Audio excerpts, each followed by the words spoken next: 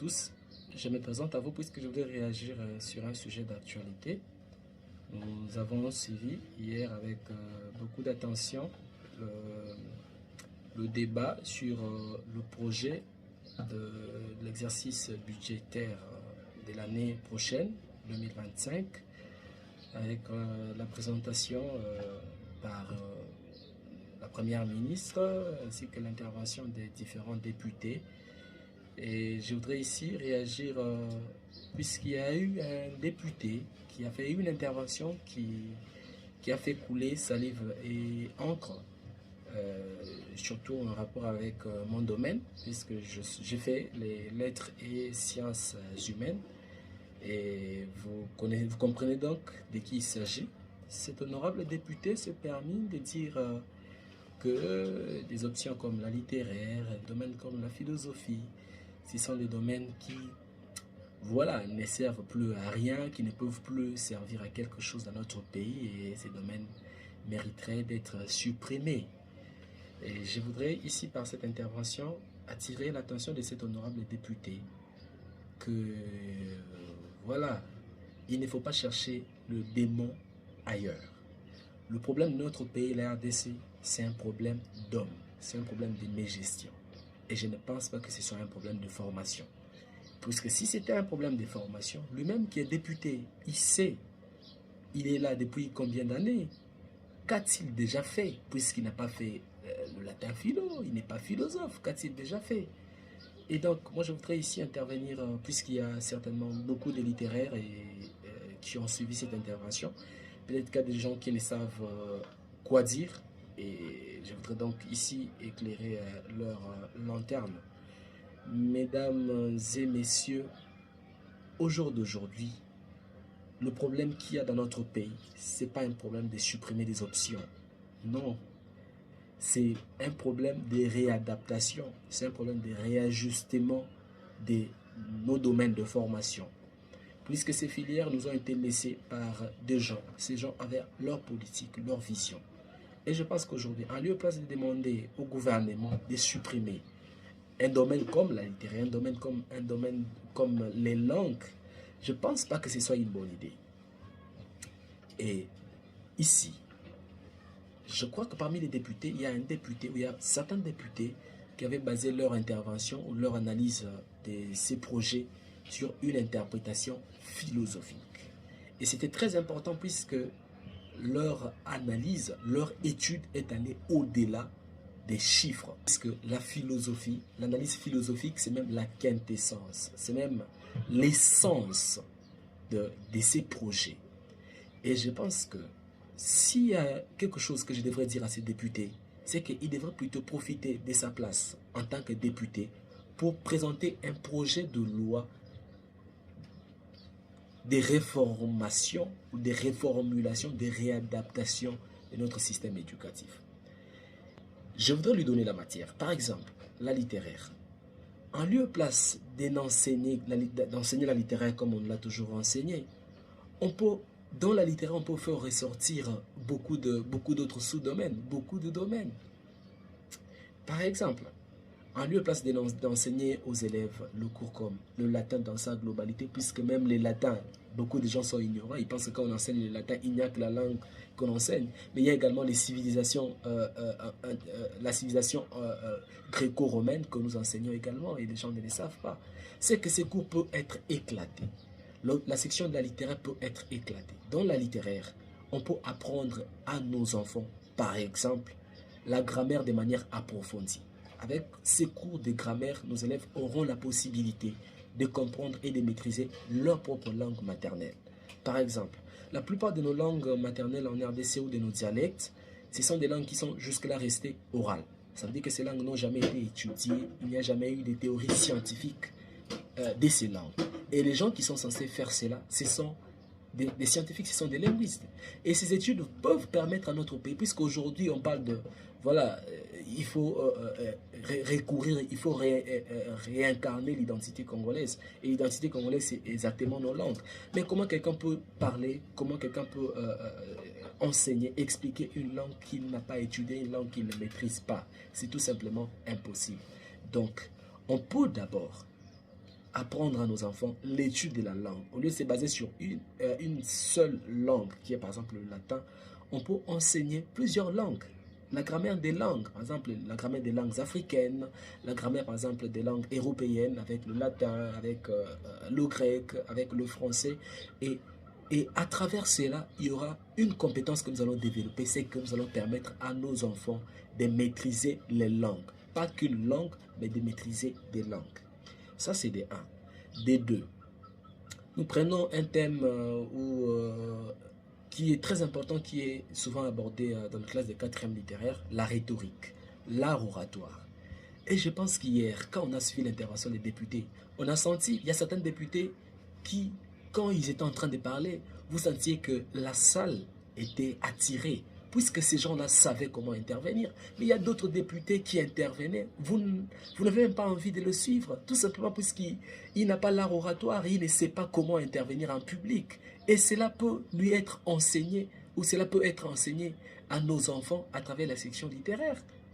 Là, je suis dans la rhétorique, l'art oratoire, la prise de parole en public. Ça, c'est une compétence pratique que l'on peut développer auprès de nos apprenants.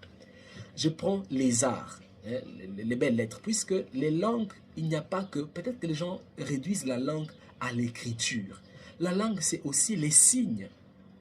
La langue, c'est aussi les dessins. La langue, c'est aussi voilà, des inscriptions qu'on peut mettre ça et là.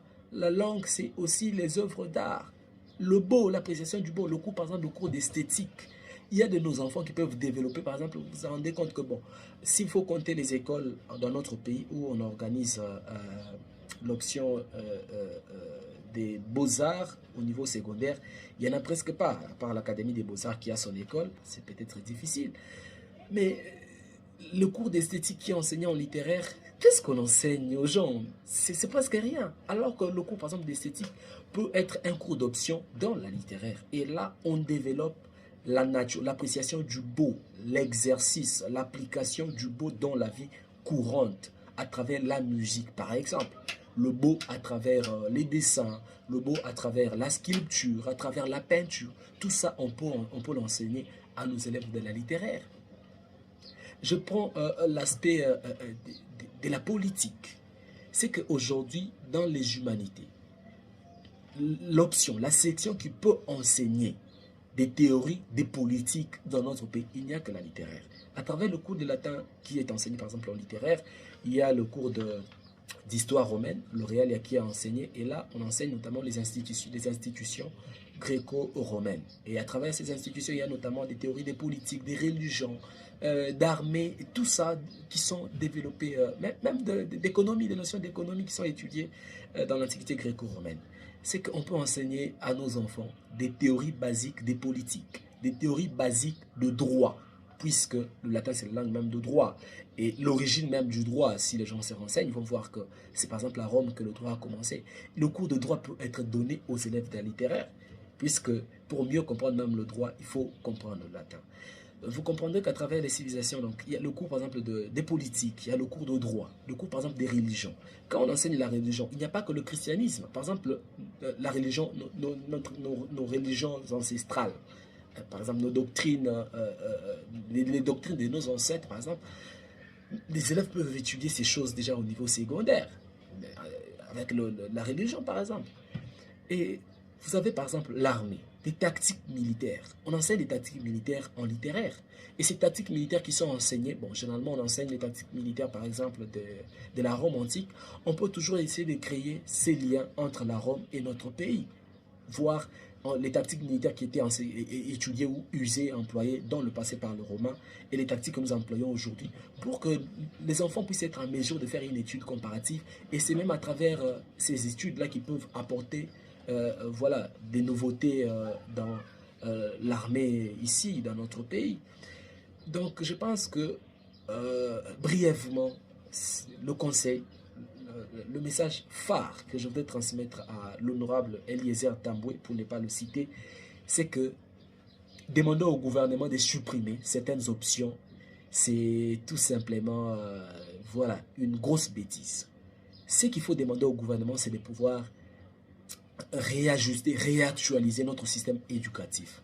les options que nous enseignons, en lieu et place de les enseigner dans le format qu'on enseigne, il y a moyen de voir comment il faut réactualiser ces options, ces domaines, pour que ces options puissent réellement servir, répondre aux besoins de notre société aujourd'hui. Parler par exemple de la psychologie, de la pédagogie. On peut s'en servir. Aujourd'hui, dans notre pays, aujourd'hui, le gouvernement chante, même les députés, les politiques chantent le changement des mentalités. Ce changement des mentalités va venir par quel moyen? C'est par l'enseignement des vertus, par l'enseignement des valeurs morales. Et là, ce n'est pas au département d'économie qu'on va enseigner des valeurs morales. Je pense qu'il y a nécessité, cher honorable, de pouvoir faire correctement votre travail sans pouvoir voilà, chercher des arguments à gauche et à droite. Le diable, le démon de notre pays s'appelle la mégestion. Le démon, le diable de notre pays s'appelle le problème d'homme. Ce n'est pas un problème de domaine, ce n'est pas un problème de filière. Non, c'est un problème d'homme. Ce sont les hommes qui sont incapables de résoudre le problème de la société. Et je pense qu'on ne va pas résoudre ces problèmes d'hommes en supprimant des filières qui étudient effectivement l'homme. Puisque la littéraire, c'est les options générales dans notre pays, l'honorable Eléazir peut se renseigner. Les filières qui peuvent enseigner des cours, des théories qui peuvent permettre de comprendre l'homme. Nous avons la pédagogie, nous avons la littéraire. Et donc, supprimer ces options, c'est tout simplement ne pas répondre à ces besoins réels de notre pays, de notre société. Donc, je vous conjure, cher honorable, de pouvoir étudier de manière approfondie le problème de notre pays. Le problème de notre pays, ce n'est pas de supprimer des options. Non.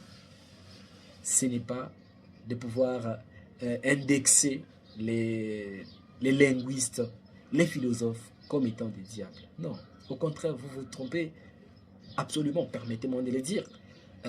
Vous vous trompez absolument, puisque le changement de mentalité que nous sommes en train de rechercher dans notre pays ne peut venir que si on enseignait des valeurs, des vertus, des valeurs morales à nos enfants.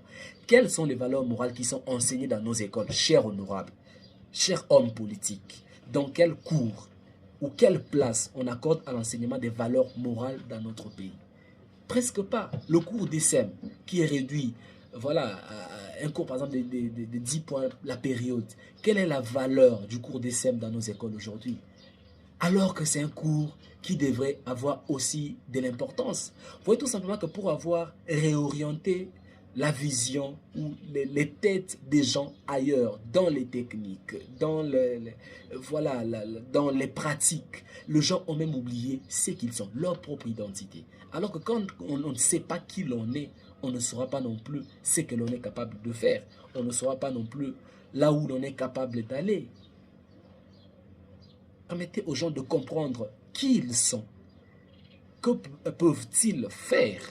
C'est quoi le vrai problème de leur société pour qu'ils puissent être en mesure de résoudre ce problème? Au lieu de leur dire, occupez-vous de votre ventre, occupez-vous de travailler. Alors que bon, même si en travaillant, quelqu'un vole, ce n'est pas un problème. Même si en travaillant, quelqu'un voilà, fait un travail bâclé, ce n'est pas un problème. Non, non.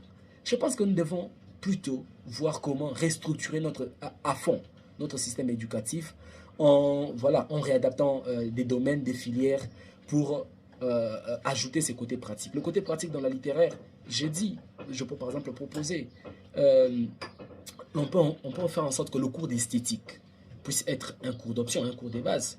Le cours par exemple d'art oratoire. L'art oratoire peut être un cours dans la littéraire.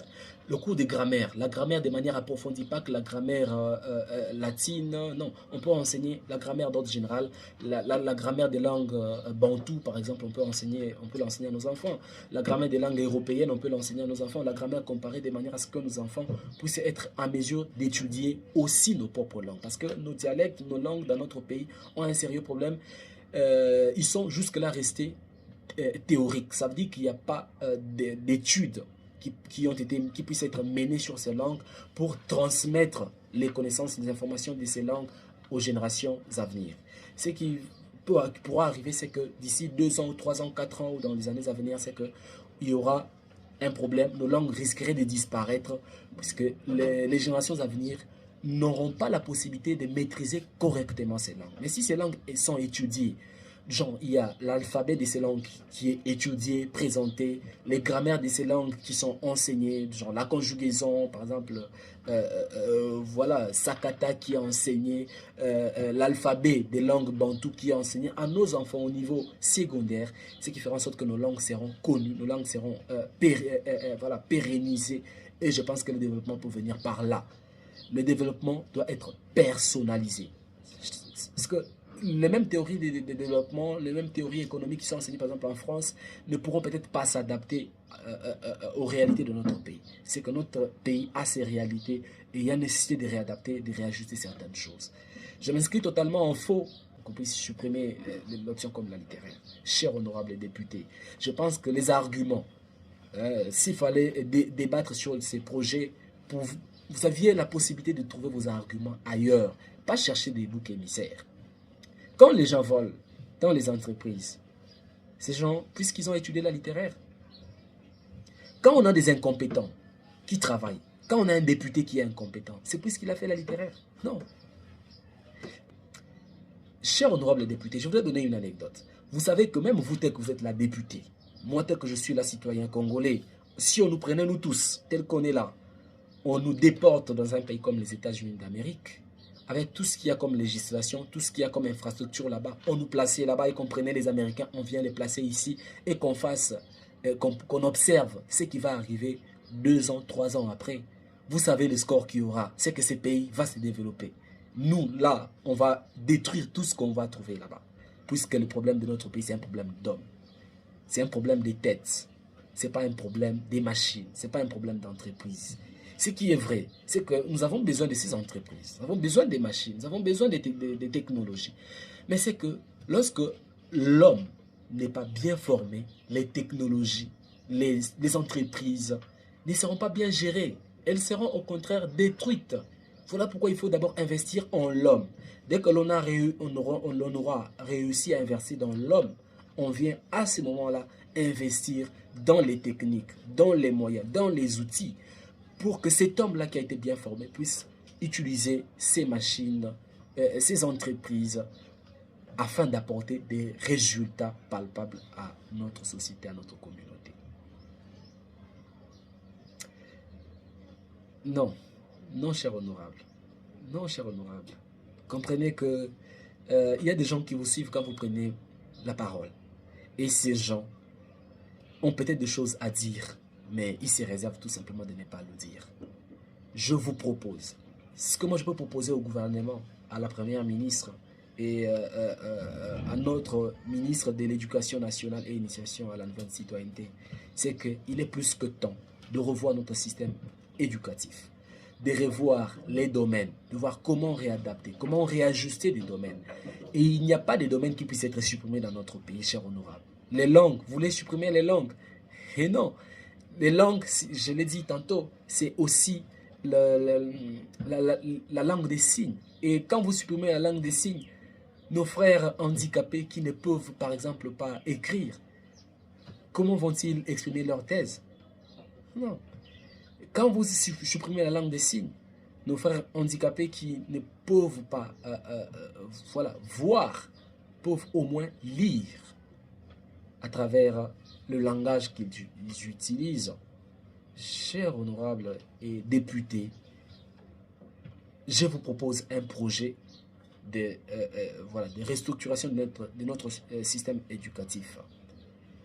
Il y a des gens qui sont là que vous pouvez consulter, que vous pouvez associer pour voir qu'est-ce qu'il faut réajuster dans des domaines comme le latin philo. C'est que ce n'est pas le latin philo qui est le problème, ce n'est pas la pédagogie qui est le problème, c'est l'exploitation de la pédagogie, c'est l'exploitation de la littéraire par le gouvernement congolais qui est le problème. Ailleurs, renseignez-vous. Les gens étudient des textes antiques, mais ils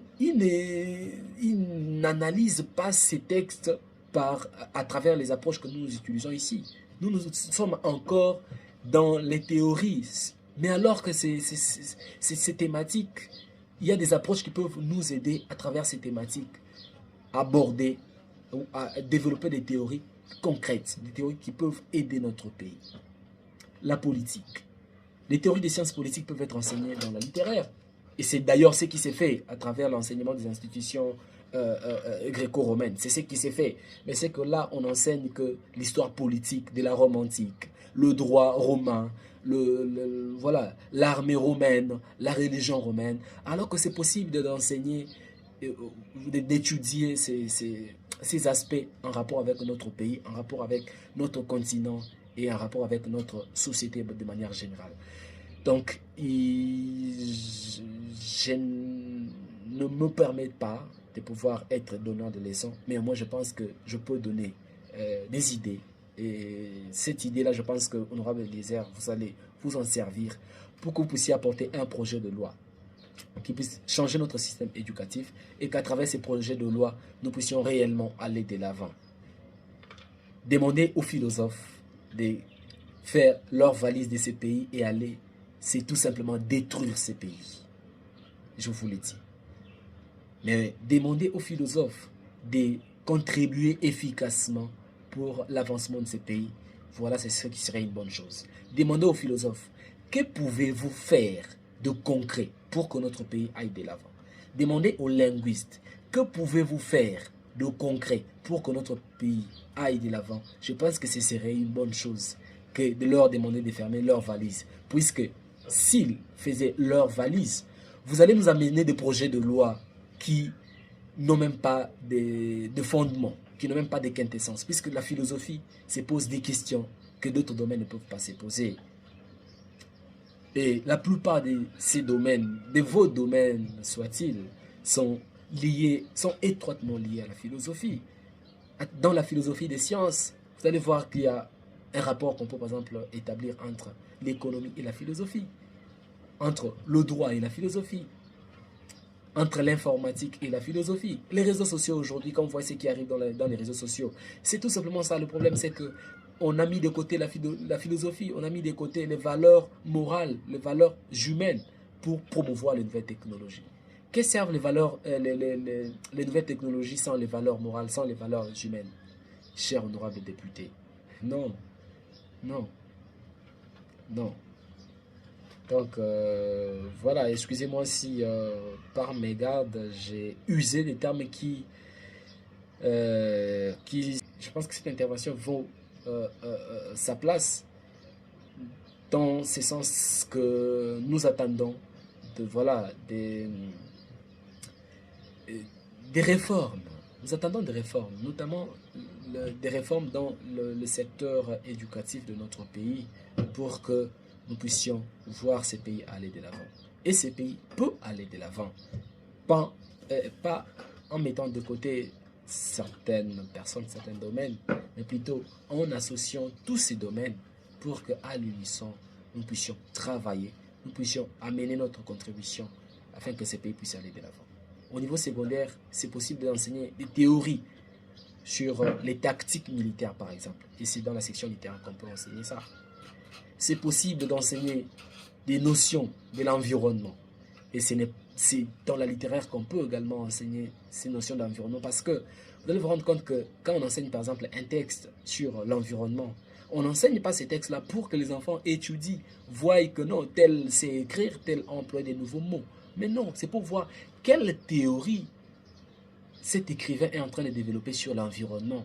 Et quel est notre avis ou quel est l'impact quel peut être l'impact de cette théorie dans notre société, dans notre environnement.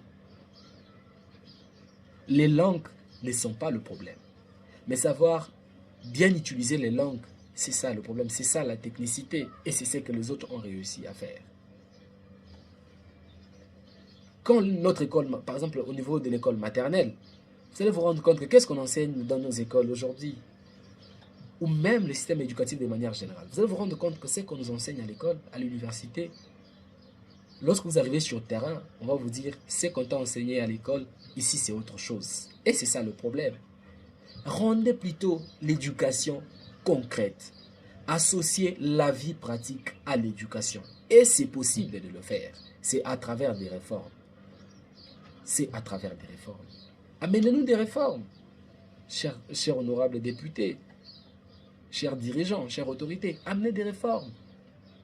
Et je pense que si vous amenez des réformes, Nous n'allons plus nous plaindre sur qui que ce soit, mais nous allons plutôt chacun travailler pour que notre pays puisse aller de l'avant. Insérer l'enseignement des valeurs morales dans nos écoles pour que nos enfants sachent que même s'il est en train d'utiliser des machines, il doit incarner des valeurs morales. Pour que nos enfants sachent que même s'il est ministre, il est député, il doit incarner des valeurs individuelles et même des valeurs sociétales. Quelles sont les valeurs qui caractérisent la RDC en tant qu'État, la RDC en tant que société, la RDC en tant que communauté? Quelles sont nos valeurs à nous? Est-ce que ces valeurs sont connues par nos enfants? Est-ce que ces valeurs sont incarnées par nos enfants? Est-ce que ces valeurs sont enseignées à nos enfants? C'est même ça la question. Je pense qu'en intégrant l'enseignement des valeurs morales à nos enfants, en associant la technique ou la technicité et en établissant un lien entre l'école et la société, entre l'école et la vie pratique, nous allons réellement aider notre pays. C'est la plupart de nos domaines qui sont théoriques que pratiques. Même l'informatique qui est enseignée dans nos écoles, dans nos universités. Combien de machines y a-t-il pour la pratique? Cher honorable. L'économie qui est enseignée à nos étudiants, où font-ils des pratiques professionnelles? Où font-ils des stages académiques? Et ces stages qu'ils passent, savez-vous comment ces stages se passent? Vous venez dans un bureau, vous êtes installé confortablement, on vous donne un papier, vous signez le matin et le soir vous rentrez. Vous finissez votre stage à la fin, il n'y a même pas de compétences que vous avez développées. C'est tout ça le problème. C'est que notre système éducatif, notre enseignement est théorique.